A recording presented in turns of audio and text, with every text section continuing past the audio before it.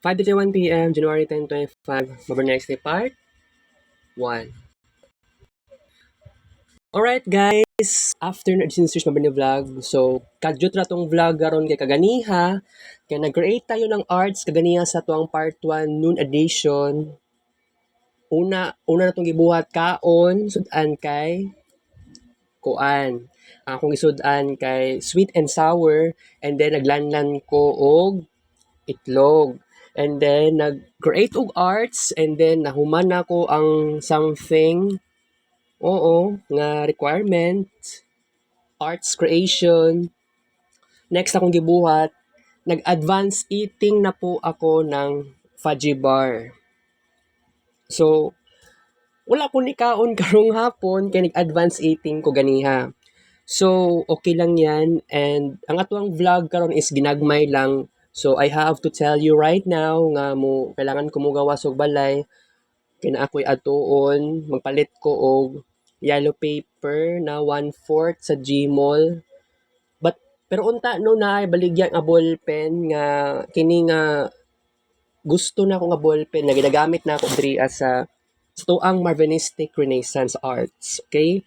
So, kuan naman, mga tuang discussion karon ginagamay ra jud kaayo nga time.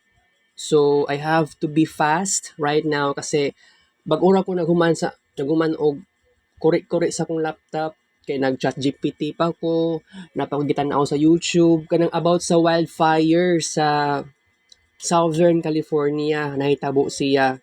Tapos grabe ang research nako, nag-chat GPT ako, and then napa ko ginatan-aw na videos sa YouTube, and then naapa ko giasikaso para sa subject ni Sir Jerome.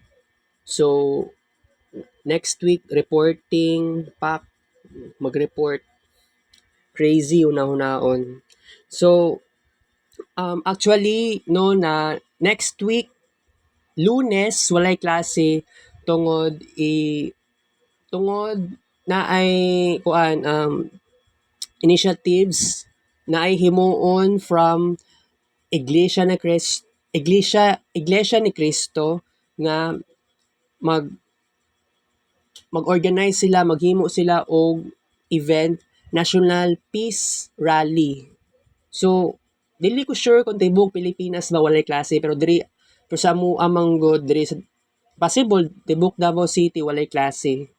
Pero ambot kung tibok Pilipinas ba gyud na walay klase, okay? So, karon pa lang daan, nag-remind na ako sa inyo, karong Lunes walay klase. Okay? So, I have to tell you right now nga magbabay tayo, no? So, nakoy kwan dere, laptop. So, magawas ako balay karon guys. Kay Takis Rick's Vlog, show. Kasi you know what? Kini kulang pa ni, so kailangan pa nako og 1/4 nga yellow paper. Mugawas ko karon guys.